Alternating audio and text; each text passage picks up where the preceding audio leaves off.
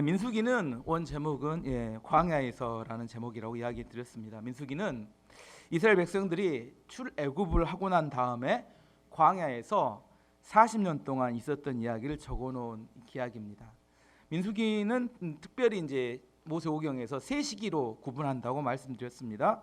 첫 번째는 애굽 시기, 애굽에서 바로 왕에게 고통당하고 압제당했던 그런 시기를 말하는데, 우리로 이야기하자면 예수님 믿기 전에 불신자로 마귀의 종이었던 그때라 그렇게 말씀드렸습니다. 두 번째 시기는 오늘 지금 민수기를 설명하고 있듯이 광야 시대.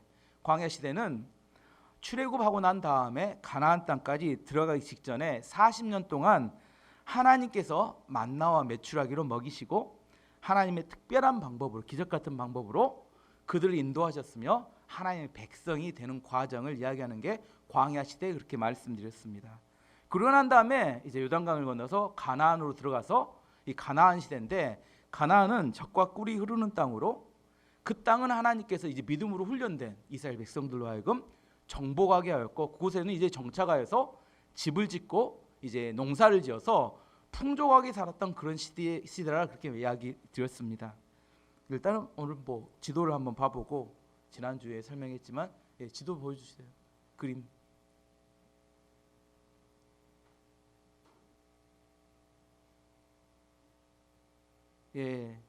적은데요. 다시 한번 보고 넘어가겠습니다. 이게 이제 애굽이고, 애굽에서 이 라암세스에서 출발해서 홍해를 건너서 비하히롯에서 홍해를 건너서 시내산에 갔다가 시내산에서 가데스 바네아에 가서 정탐을 했지만 못 들어가고, 이곳에서 광야에서 40년간 지냈던 이야기가 민수기 이야기고, 가나안 땅까지 나중에 들어가게 되죠. 그래서 애굽, 광야, 가나안 이렇게 세 시기로 구분한다고 했습니다. 우리의 인생과 신앙생활과 비슷한 건데 이게 개략적으로 이야기 드릴 수 있습니다. 어쨌든 애굽은 뭘 상징하냐면, 애굽은 세상을 상징합니다. 세상을. 그럼 광야는 교회 생활을 상징한다고 이야기할 수 있습니다. 그리고 가나안은 천국을 의미합니다.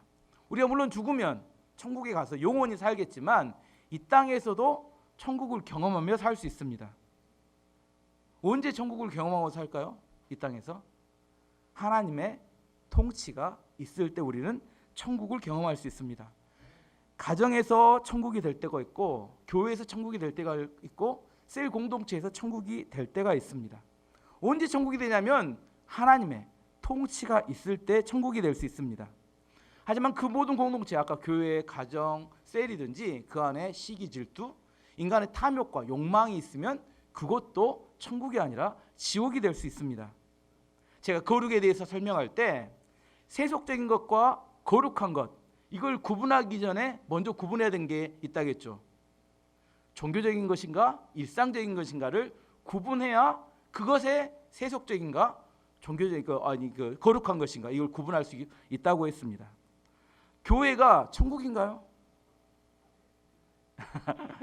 교회가 천국이려면 하나님의 통치가 있으면 천국이지만, 교회 안에 인간의 죄악이 가득하면 교회는 천국이 아니라 교회도 지옥이 될 수 있습니다. 가정이 천국인가요?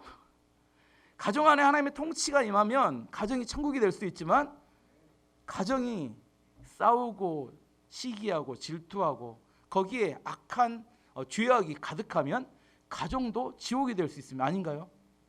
여러분의 가정은 천국인가요? 지옥인가요? 가정이나 우리가 말하는 교회가 그 자체로 해서 천국이다 지옥이다 이야기하기는 어렵습니다. 중요한 것은 하나님의 통치가 있을 때 그걸 천국이라고 이야기할 수 있습니다. 제가 세순교회에서 청년사역할 때 방학이 되면 이렇게 공동생활을 했어요.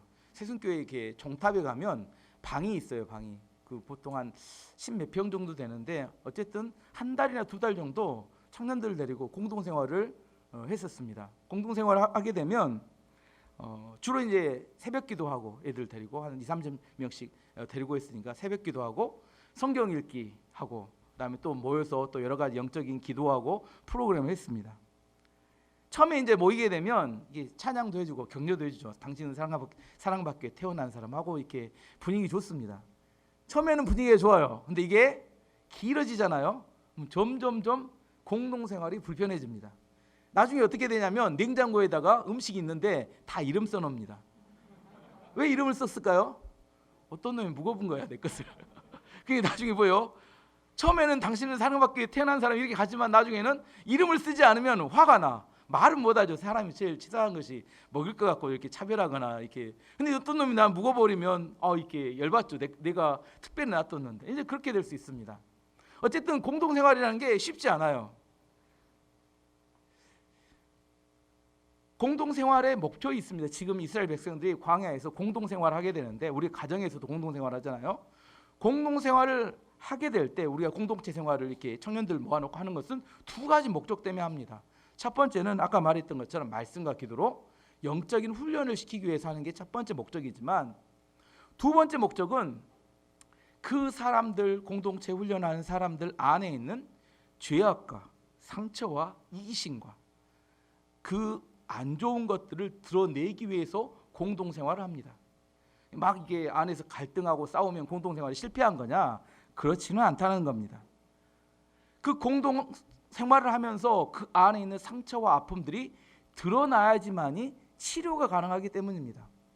하나님께서 이스라엘 백성들을 출애굽시킨 다음에 광야의 40년 동안 그들을 굉장히 어렵고 힘든 상황 속에서 하나님이 광야에 머물게 하십니다. 왜 그들을 광야에 머물게 했느냐? 왜냐하면 그들 안에 있는 노예로 있었을 때, 애굽이 노예로 있을 때 노예 의식과 상처와 죄악을 다 드러내기 위해서 광야에서 오랫동안 머물게 하셨습니다. 그것이 드러나야지만이 뭐가 될 수 있어요? 치료가 될 수 있기 때문입니다. 사람들은 교묘합니다. 교회 올 때 좋은 옷 입고 깔끔하게 오면 깔끔한 사람인 것처럼 자기도 착각해요. 하지만 인간이 살아가는 진짜의 모습은 뭐예요? 그 안에 시기, 질투, 죄악이 가득합니다. 그것을 어떻게 할 수가 없어요. 근데 본인도 바꾸고 싶지만 뭐가 오냐면 착각이 옵니다. 자기도 죄인이 아니라고 생각하는 착각이 와요. 하나님께서 이스라엘 백성을 축복하고 싶었지만 축복할 수 없었던 이유는 그들 안에 오랫동안 심겨져 있는 노예의식, 노예로 살 때, 우리로 말하면 마귀의 종이었을 때 배웠던 죄악의 습관들과 죄악의 뿌리 내려진 우리의 삶의 태도가 있어요. 근데 우리는 착각합니다. 교회 생활을 오래 하더라도 그것이 정리가 되지 않으면 우리는 여전히 바뀌지 않는, 세상 사람과 차이 없는 그런 삶을 살아가게 됩니다. 하나님께서 그걸 고치기 위해서 우리로 하여금 광야의 어려운 시기를 거치게 하신다는 겁니다. 그걸 거치지 않으면 교회 생활을 오래 하더라도 그의 인격과 하나님 앞에 신앙생활이 성장하거나 자라지 않습니다. 광야에서는 생존이 이렇게 어렵잖아요. 먹고 살 것이 없고 하나님이 공급하지 않으시면 너무 어렵기 때문에 포장하려고 해도 포장되지 않아요. 우리는 주일날 오면서 좋은 옷 입고 여자분들 화장도 하고 이렇게 깔끔하게 하고 오시면 포장이 됩니다. 교회 올 때 제일 좋잖아요. 제일 이렇게 멋진 모습으로 괜찮은 사람처럼. 집에서는 어떻게 할지 모르죠. 이렇게 막 소리 지르고 애들 막 닥달할지 그렇게 잘 모르죠. 포장이 가능해요. 지금 이 땅에서. 하지만 광야에 접어들게 되면 포장이 불가능합니다. 그 이렇게 드라마 중 오징어 게임 보면 너무 치열한 경쟁 속에서 사람들의 안에 있는 욕망과 욕구가 그 탐욕이 다 드러나게 됩니다. 극한의 상황이 되면 우리 안에 더 이상 감출 수가 없게 된다는 겁니다. 지금 제가 설명하고 싶은 것은 광야 생활을 설명하고 싶은 겁니다. 광야에서 200만이 텐트를 치고 사는데 이게 얼마나 불편했겠습니까? 다른 사람들과 함께 어울려 살아가는 것만큼 힘든 게 없습니다.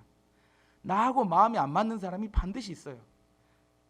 보고 싶지 않은 사람이 반드시 있습니다. 어떤 분이 그래요. 내가 저 사람이 천국 가면 나는 천국 안 가고 싶다.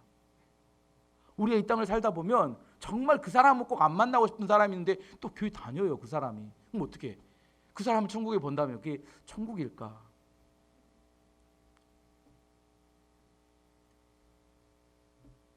근데 문제는 뭐냐면 광야라는 곳은 하나님이 인도하는 공동체의 무리를 떠나면 무조건 죽습니다. 왜냐하면 만나가 공급이 안 되고 생수가 공급이 안 되기 때문에. 내가 보기 싫은 그 사람이 있음에도 불구하고 어떻게 해야 돼요? 무조건 공동체를 떠날 수 없이 거기에 묶여서 살아가야 한다는 겁니다. 그렇기 때문에 하나님께서 레위기와 민수기에 규칙을 몇 가지씩 정해 주십니다.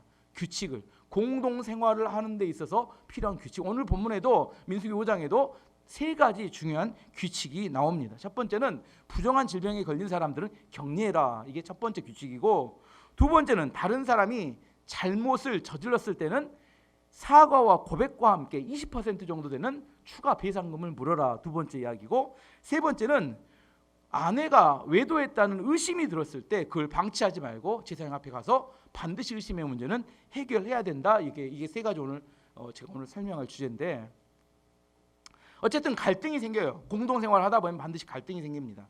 갈등이 생길 때 갈등을 방치하게 되면 어떻게 돼요? 언젠가 그게 공동체를 무너뜨리는 아주 큰 핵폭탄 같은 문제가 되고 맙니다. 갈등의 문제를 해소할 수 있도록 하나님께서 이스라엘 백성들에게 광야 생활을 할 때 규칙을 정해 주셨어요. 하나씩 살펴보면, 첫 번째는 부정한 질병에 걸린 사람은 격리해라. 2절 말씀 보도록 하겠습니다. 쉬운 성경 2절 말씀. 이스라엘 백성에게 명령하여 누구든지 문둥병에 걸린 사람은 진 밖으로 쫓아내도록 하여라. 그리고 피와 고름이 흘러나오는 악성 피부병 환자와 시체를 만진 사람도 쫓아내어라. 세 분류의 사람에 대해서 진을 벗어나서 격리하라. 그렇게 말합니다. 첫 번째는 문둥병 걸린 사람, 두 번째는 피고름이 나오는 피부병 환자, 세 번째는 시체를 만진 사람. 그렇게 이야기합니다. 사실 요즘 코로나 때문에 격리가 어떤 건지 우리는 너무나 잘 이해할 수 있습니다. 한데 나하고 가까운 사람, 가족들을 격리하라고 하면 이게 사실은 쉽지는 않습니다. 근데 격리를 하지 않게 되면 이게 전염성 질병이기 때문에 공동체 전체를 죽일 수 있습니다.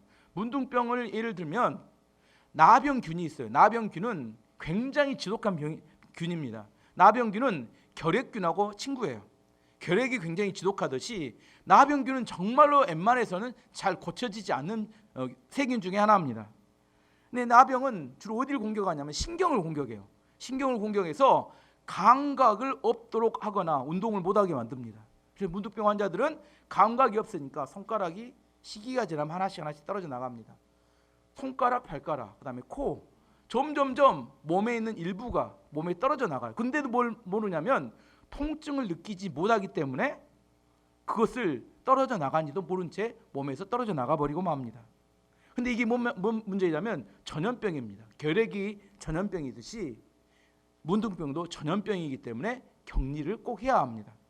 두 번째, 피고름이 흘러나오는 악성 피부병. 대부분의 피부병은 접촉에 의해서 전달되기 때문에 무슨 피부병인지 모르지만 격리할 필요가 있습니다. 시체도 마찬가지. 시체라는 죽었잖아요. 근데 왜 죽었을까요? 뭔 병이 있어서 죽었겠죠. 그 병이 굉장히 안 좋은 전염병일 수 있기 때문에 격리하도록 명령해 두신 겁니다. 지금은 의학이 발전해서 코로나만 예를 들어도 그게 전염된다는 사실을 과학적으로 증명할 수 있습니다. 근데 이 3,500년, 4,000년 이때쯤 과학으로 질병이 발생하지만 증명할 길이 없어요. 그래서 뭘 하신 거예요? 이해는 안 되지만 뭐 하라는 거예요? 무조건 따라라고 그냥 명령으로 박아버린 겁니다. 지금은 과학적으로 증명해 설명하면 됩니다. 이거 코로나가 전염되니까 설명하고 설득하면 이해가 되면 알아서 격리합니다. 이렇게 판도 놔두고 마스크 쓰고. 근데 그 당시에는 설명할 길이 없어요. 그러니까 안 지키면 어떻게 해요? 무조건 격리를 시켜서 명령으로 규정을 해놓은 겁니다. 근데 문제는 뭐냐면 다른 사람이 병에 걸리면 격리하는 게 마음이 아프지 않지만 내 사랑하는 자녀나 가족이 문둥병에 걸렸습니다. 아니 피부병에 걸렸어요. 그 사람을 격리해서 따로 살도록 한다는 것은 정말 고통스러운 일이라는 겁니다. 그러면 이야기합니다. 딱 한 명만 내 자녀만 좀 봐주면 안 되겠느냐 이렇게 이야기할 수 있습니다. 근데 그 한 명 때문에 공동체 전체가 큰 위기에 빠질 수 있기 때문에 그럴 수 없게 됩니다. 그래서 격리는 불가피하게 필요한 조치라는 겁니다. 요즘으로 이야기하면 요즘 코로나에 걸리면 뭐예요? 격리하죠. 격리합니다. 걸리면 어떻게 하면 돼요? 걸리면 어떻게 하면 될까요? 격리하면 됩니다. 문제가 격리를 안 당해야겠다 이렇게 생각하면 세상 힘듭니다. 살기 힘들어요. 그래서 하나님이 말씀하신 거잖아요. 뭐 병에 걸리면 어떻게 하면 돼요? 격리하면 됩니다. 격리하라고 나오면 격리하면 돼요. 좀 목사가 할 이야기는 아니지만 이렇게 차를 운전하고 가다가 속도 위반을 했어요. 그럼 어떻게 하면 됩니까? 벌금 물으면 됩니다. 그것도 법이다니까요. 나는 한 번도 법을 어기지 않겠다. 어떻게 그렇게 살아요? 우리가 사는 것 자체가 그렇게는 안 돼요. 우리가 죄를 지으면 어떻게 하면 돼요? 예수님 십자가 앞으로 가면 됩니다. 이게 하나님이 우리 가운데 두신 방법이에요. 우리가 코로나 걸릴 수 있어요. 안 걸린다고 100% 보장하지 못합니다. 우리가 살다 보면. 그러면 어떻게 해요? 격리되면 됩니다. 오늘 이야기하는 이 첫 번째 주제에서 제가 다루고 싶으면, 만약에 그러면 격리되면 어떻게 할 것인가에 대한 이야기를 하고 싶어요. 우리 인생을 살다 보면 격리가 내 의지와 상관없이 될 때가 있습니다. 어떤 사람은 감옥에 투옥될 때가 있어요. 성경에 우리가 위대한 인물들 웬만하면 다 감옥 다녀오셨습니다. 베드로, 바울, 요한, 다 감옥에 가셨어요. 감옥에 간 게 믿음이 없는 사람들만 안 가죠. 믿음 있는 사람들은 다 감옥에 갑니다. 이상한 일이 아니에요. 격리되면 됩니다. 내가 믿음으로 살다가 격리되는 것도 나쁘지 않다고 생각합니다. 내가 죄지어서 격리되면 이상하지만 믿음으로 했는데 격리가 될 수 있다니까요. 내 의지와 상관없이. 아니면 어떤 분들은 중한 병에 걸려서 침상에 누울 수 있습니다. 내 의지와 상관없이 격리될 수 있습니다. 어떤 분들은 실직을 당해서 오랫동안 내 의지와 상관없이 다른 사람과 사회적으로 차단이 될 수 있습니다. 때로는 직장이나 학교에서 왕따를 당해서 격리가 될 수도 있습니다. 그러면 어떻게 해야 될 것인가? 세상이 문제다고 원망할 것인가? 아니면 다른 사람들을 원망하며 살 것인가? 하나님이 실수하셨을까요? 그 안에도 하나님의 인도하심이 있는 것을 믿어야 합니다. 우리는 우리가 원하는 상황만을 우리가 마저 드리는 거, 그건 우리의 삶이 아니에요. 하나님께서 때로는 복도 주시지만 어려운 난관도 우리 인생에 주십니다. 그래서 합력하여 선을 이룬다 하죠. 우리 인생 가운데 어려움이 오고 격리가 되는 상황이 벌어질 수 있습니다. 하나님께서 쓰셨던 믿음의 사람들, 성경의 믿음의 사람들은 다 격리의 체험이 있습니다. 요셉은 아버지 집에 있다가 13년 동안 보디발의 노예로 살다가 죄인으로 감옥에 있었어요. 자기가 원하지 않게 격리가 됐습니다. 모세는 40년 동안 광야에서 양치기로 격리가 됩니다. 다윗도 사울왕을 피해서 도망치다가 광야에서 15년 동안을 격리당하고 삽니다. 엘리야도 이세벨이 죽인다고 하니까 불이 났게 도망갑니다. 시내산으로. 하나님께 뭐라고요? 이제 나밖에 없사오니 내 생명을 거둬가 달라고 기도합니다. 그 절망감과 처절한 그 격리의 고독감을 엘리야가 표현하고 있습니다. 예수님께서도 많은 병자와 많은 사역, 귀신 쫓는 사역을 하시다가 새벽이 되면 예수님도 뭐 하시냐면 새벽에 기도하러 가셨어요.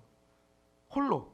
마가복음 1장 35절 말씀 보면 새벽 아직도 밝기 전에 예수께서 일어나 나가 한적한 곳으로 가사 거기서 기도하시더니 그렇게 말씀하십니다.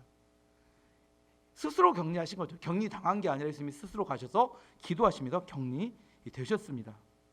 왜 하나님께서는 하나님이 쓰시는 사람들을, 아까 말한 사람들은 최고의 하나님께 쓰시는 사람들이잖아요, 세상과 따로 격리해서 홀로 두셨을까? 왜 그랬을까요? 그 시간을 통해서 우리 인생이 깊어지는 시간입니다. 그 시간은 하나님과 대면하여 만나는 시간입니다. 그래서 우리 인생이 깊어집니다. 주일날 설교할 때 말을 못하게 하는, 언어 금식을 시키는 수도원이 있다겠죠. 말을 못하게 해요. 사람이 먹는 것보다 말 못하게 하는 게 더 힘들다 했잖아요. 말을 못하게 하고 수도원에 데려다 두면 어떤 현상이 두 가지 나타난다겠죠. 첫 번째는 자기 자신을 발견하게 됩니다. 진짜 자기 내면. 막 SNS와 말하고 TV, 사람들과 왁작지껄하는 동안 자기가 누군지 몰라요. 이 시대 사는 사람은. 근데 말을 안 하다 보니까 내가 누군지를 만나게 됩니다. 그리고 두 번째는 진짜 하나님을 만나게 됩니다. 우리 안에 너무 분주하고 혼란스러운 삶에서 하나님을 만나지 못하고 네 자신을 만나지 못하기 때문에 우리가 병들고 우리 자신이 온전히 회복되지 못합니다. 우리는 격리되는 상황에 우리가 하나님을 만날 수 있는 시간이 될 수 있습니다. 좀 더 나가서 설명하면 특별히 열심히 사는 분들, 정말 밤낮으로 열심히 사는 분들, 근데 그런 분들을 하나님이 격리시킬 때가 있어요. 가둬버립니다. 왜 그럴까? 열심히 사는 사람들 중에서 하나님 때문에 만족하기보다는 일과 활동 때문에 만족하는 사람들이 있기 때문입니다. 잘 생각해 보세요. 우리가 열심히 살아야 하는 이유는 하나님을 만족시키기 위해 살아야 되는데 일이 너무 재밌어요. 그래서 일 중독에 빠집니다. 하나님 때문에 기뻐해야 되는데 일 때문에 기뻐합니다. 하나님과 만나는 교제가 기뻐해야 되는데 활동 때문에 기뻐합니다. 중심이 뭐에 있냐면 일과 활동에 있습니다. 그러면 하나님께서 그 사람들을 바쁘지만 격리를 시켜버립니다. 이스라엘 백성들이 3대 절기가 있어요. 이스라엘 백성의 3대 절기는 유월절, 그 다음에 맥추절, 오순절이라고 같이 하는 두 번째, 세 번째는 마지막 수장절, 장막절, 초막절 하는 세 가지 절기가 있습니다. 이 세 절기의 특징은 뭐냐면 이게 추수와 관련이 돼 있어요. 추수와 밀접한 관련이 있습니다. 이스라엘 백성들 뭐냐면 수확하거나 저장하는 시기하고 똑같아요. 근데 하나님이 뭐라고 명령하셨냐면 이 세 절기는 일주일씩 쉬면서 예루살렘에 와서 예배를 드리래요. 너무 바쁜데 예배를 드리래요. 멈추고. 이거 일종의 격리기도 합니다. 멈추라는 거예요. 너무 바쁜데 뭐 하라는 거예요? 멈추라는 거예요. 왜 멈춰요?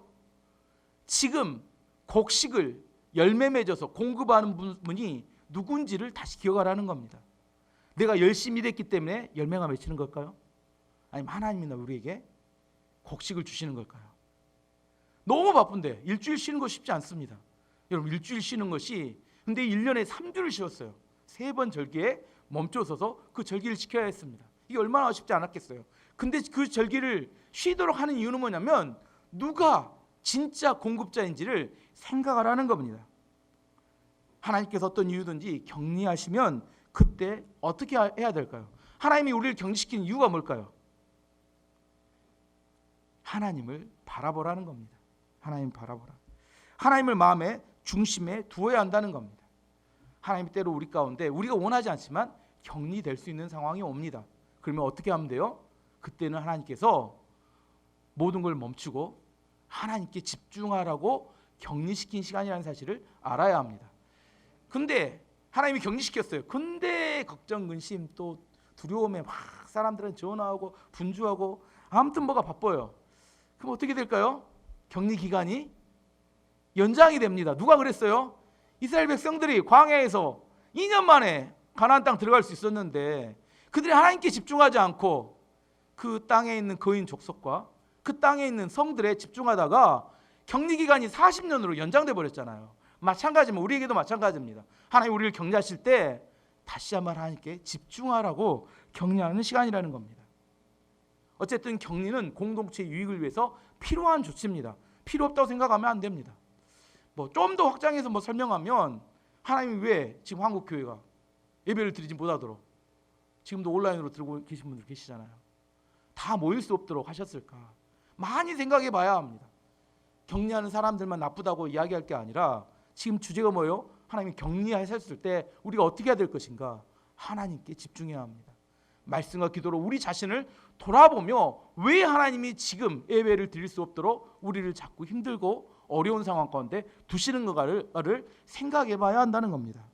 첫 번째는 전염병이 있을 때는 격리하라. 두 번째는 다른 사람에게 있어서 잘못했을 때 잘못을 고백하지만 20%를 배상하라. 하나님이 그렇게 말씀하셨어요. 이스라엘 제사 가운데 5대 제사가 있습니다. 레위기 나오는 5대 제사. 번제, 소제, 화목제, 속죄제, 속건제. 다 기억할 필요는 없습니다. 오늘 배상하라에 관련된 제사는 속건제, 5번째. 속건제는 어떤 성물이든지 아니면 다른 사람에게든지 손해를 입혀가지고 물건을 손상시키거나 잘못했을 때 그 물건값을 치르거나 하나님께 제물을 드리지만 20%를 추가해서 배상해야 된다. 이게 속건제의 이야기입니다. 레위기에 나오지만 오늘 본문 6절 7절에도 그 이야기가 나옵니다. 이스라엘 백성에게 전하여라. 남자든 여자든 다른 사람에게 어떤 잘못을 행하여 여호와를 비방하고 죄를 저질렀을 때는 자기 잘못을 고백하고 손해를 본 사람에게 다 갚도록 하여라. 갚을 때에는 5분의 1을 더해서 갚아야 한다. 하나님 말씀하신 속건제의 배상은 5분의 1, 20%를 추가해서 갚아야 된다. 그렇게 이야기하십니다. 이거 어떻게 우리 일상에 적용할 것인가? 우리도 일상에도 많이 적용합니다. 첫 번째 예를 들어보면 계약금. 부동산 거래를 하잖아요. 뭘 내요? 계약금을 내는데 약속을 못 지키면 어떻게 돼요? 계약금은 못 받죠. 그건 10%예요. 계약금 10%잖아요. 근데 성경은 20% 이야기합니다. 20%. 또 다른 예를 들어보면 직장이든지 아니면 이렇게 교회든지 식사를 하다 보면 뭐가 남냐면 쓰레기 이렇게 음식 쓰레기가 남잖아요. 반찬을 많이 줄이기 위해서 식당에 많이 적어놓죠. 잔반이 남으면 1,000원 이렇게 1,000원 이렇게 적어놓잖아요.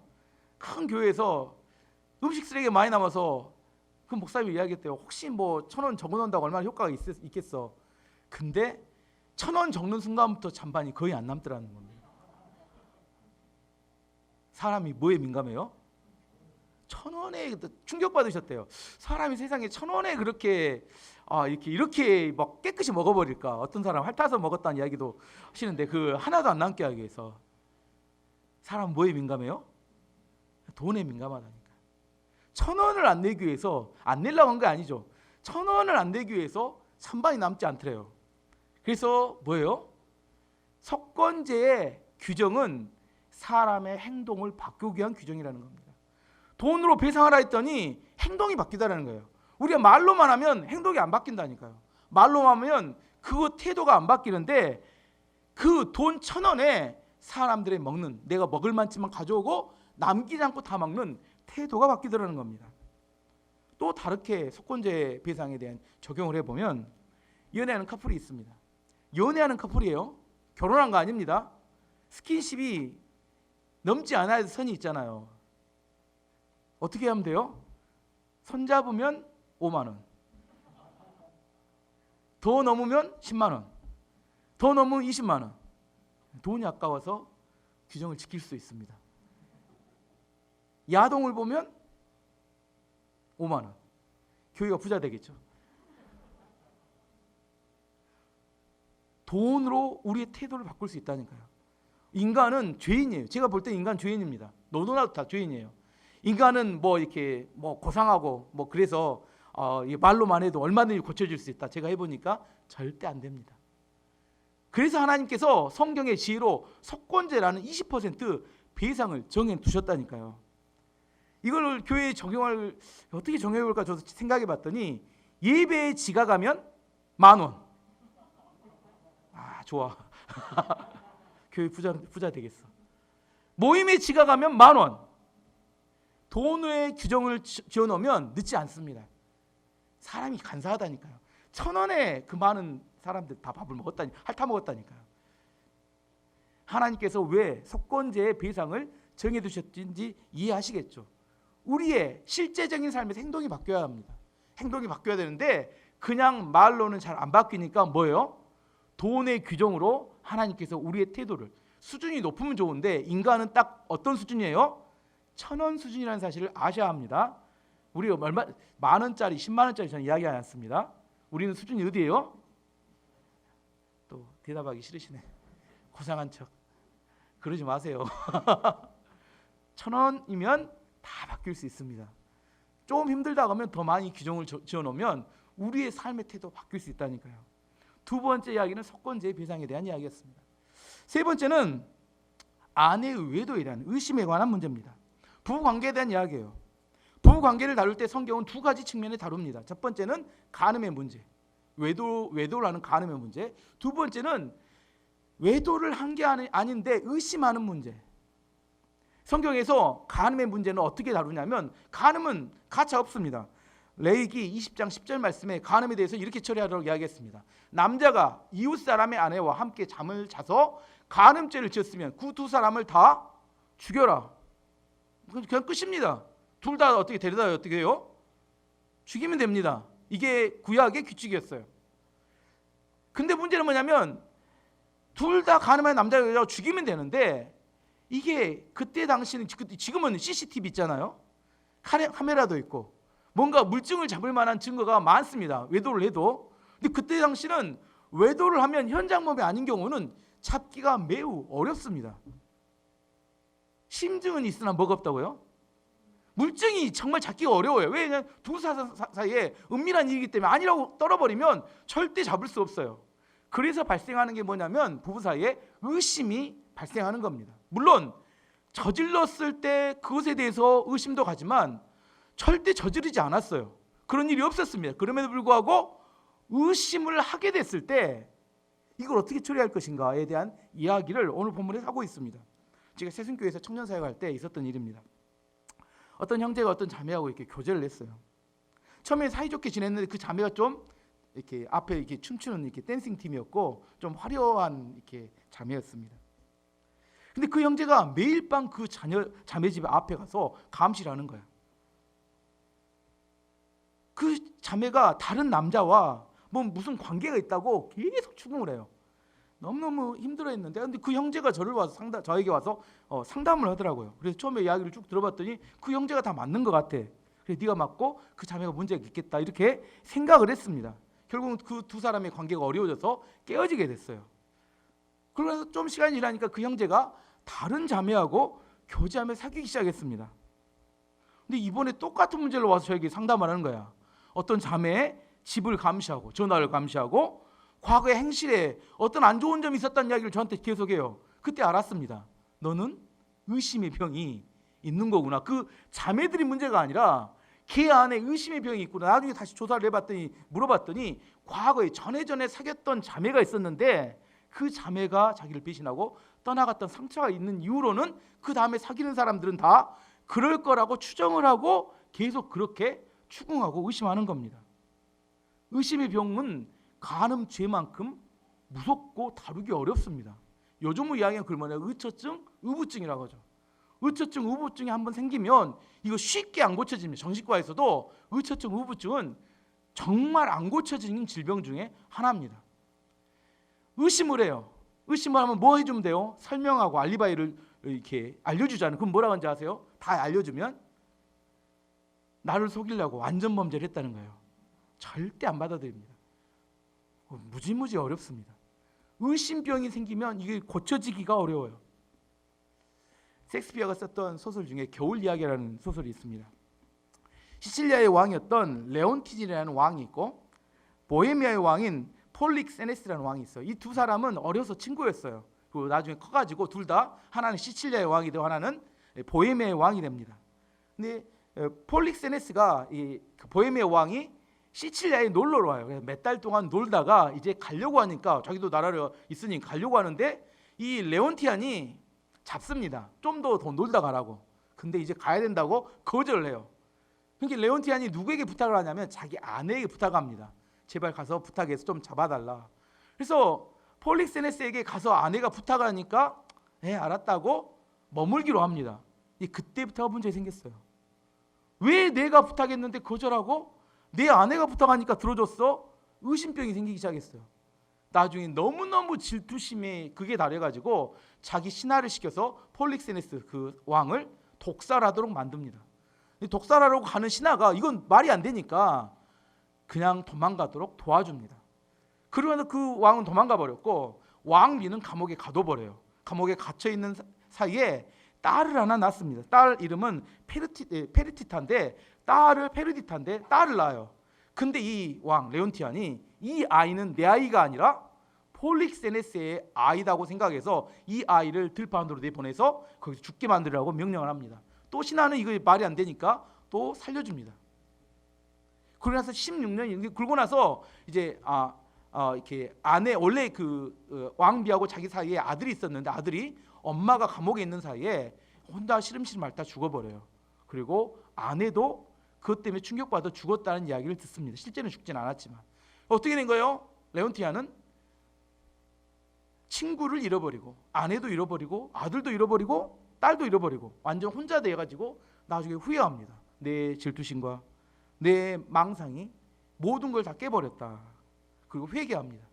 그리고 16년이 지나요. 16년이 지난 사이에 아까 페르디타라는 딸이 보헤미아의 어떤 목동 아래에서 자랍니다. 그래서 양치기를 해요.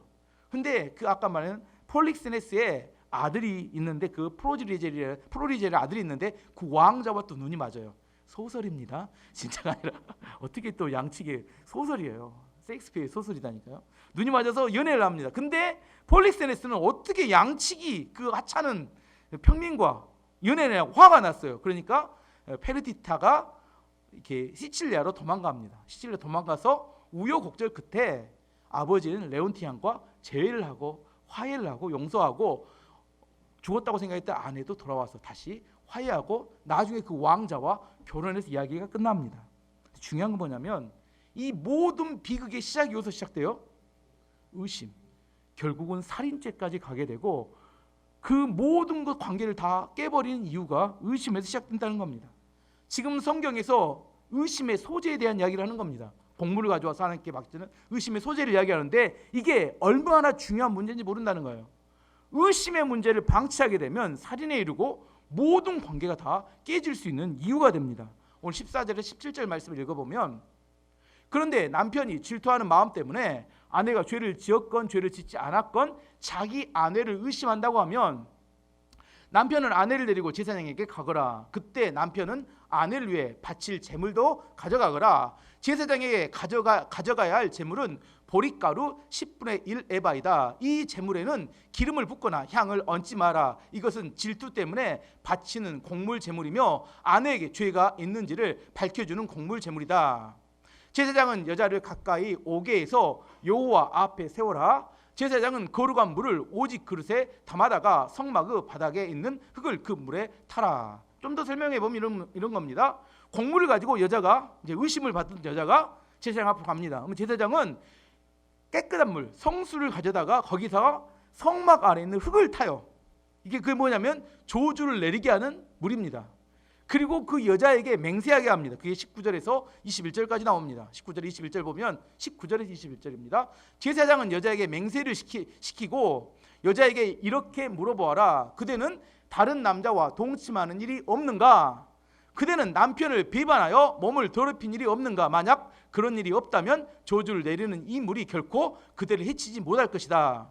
그러나 만약 그대가 남편을 비방하였거나 남편 말고 다른 남자와 함께 누웠으면 이때 제사장은 여자에게 저주를 받아도 좋다는 맹세를 하게 하고 이렇게 말하여라. 여호와께서 내 넓적다리를 떨어져 나가게 하고 내 배는 부어오르게 하셔서 내 백성 가운데 번복이가 되게 하실 것이다. 맹세를 하게 하고 맹세하고 난 다음에 그 저주를 내리게 하는 물을 마셨을 때 실제 외도를 했으면 다리가 마르게 되고 배가 복수처럼 이렇게 나오게 돼서 죽게 된다는 그런 것과 외도를 하지 않았으면 아무런 변화가 있지 않을 것이다. 이렇게 이야기했습니다. 이렇게 의식을 치료하면 두 가지 결과가 나옵니다. 첫 번째는 웬만한 강심장으로 제사장 앞에서 하나님께 맹세해가지고 죄 지었으면 무조건 고백하게 됩니다. 이게 웬만해서는 그걸 견뎌낼 만한 사람들은 별로 없습니다. 첫 번째는 죄를 고백하게 하는 효과가 있고 두 번째는 뭐냐면 남편의 의심의 문제입니다. 남편이 의심을 해요. 확고히 믿어요. 알리바리를 대도 자기는 확실하다고 생각합니다. 그것을 어떻게 바꿀 수 있어요? 하나님 앞에서 이렇게 제사를 통하여 그 여자가 변화가 나타나지 않은 걸 통하여 하나님 권위 아래서 그 순종함을 통하여 의심을 지우게 되는 효과가 나타납니다. 죄를 고백하든지 아니면 의심의 문제를 해결하든지 이 둘 중에 하나입니다. 인간의 마음의 병이 있잖아요. 이 정신병, 우울병, 정신분열증, 어떤 의심병 이런 병들은 내가 스스로 나는 절대로 더 이상 의심하지 않을 결심한다고 해서 없어지지 않습니다. 한번 마음이 황폐화되고 병에 걸리게 되면 정말 치료하기 어렵습니다. 어떻게 하나님이 치료하라고 지금 이야기하시는 거예요? 하나님의 권위 아래서 하나님의 권위를 믿기 때문에 내가 의심에서 벗어나야 된다고 이야기합니다. 세상에 제일 어리석은 사람이 나는 내가 생각하고 내가 원하는 대로 살아간다. 나는 내 판단대로 살아간다. 잘 살 것 같잖아요. 잘 될 것 같잖아요. 잘 되지 않습니다. 인간의 마음 안에 있는 의심이나 두려움이나 우울증 하나조차도 인간은 스스로 이길 수가 없어요. 우울해요. 어떻게 하면 돼요? 항상 기뻐하라는 말씀의 권위 아래 순종함으로 우울증을 이겨내야 합니다. 얼마나 우울한 일이 많은지 몰라요.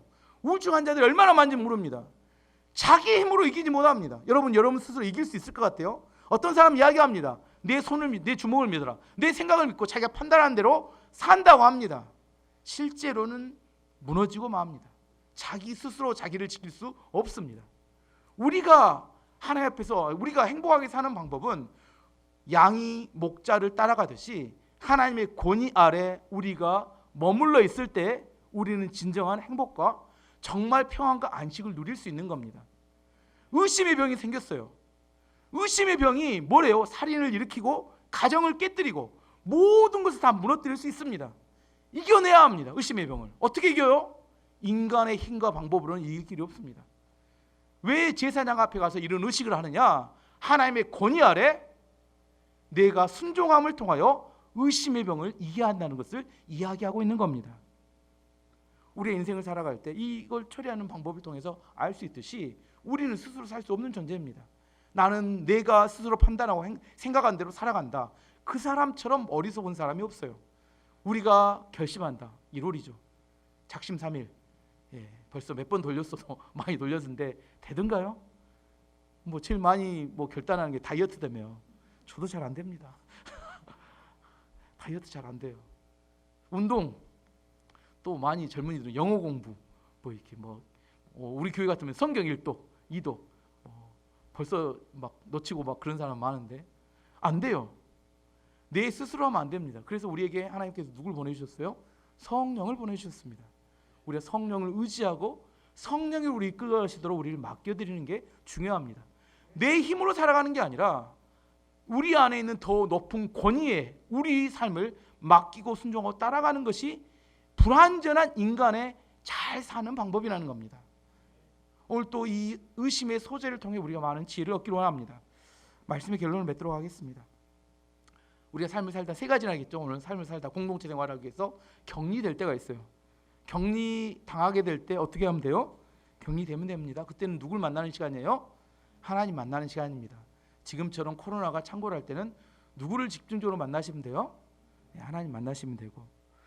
잘못한 일 있으면 어떻게 하라고요? 몇 %를 배상하라? 추가로 20%. 돈으로 해결하는 게 사람 삶을 바꾸는 거 아주 빨리 바뀝니다. 속건제의 정신하고 있습니다. 마지막 세 번째는 의심의 문제가 있을 때 우리의 힘으로 해결할 수 없기 때문에 하나님이 권위 아래서 그 문제를 해결하는 지혜를 얻으시기 바랍니다. 아멘.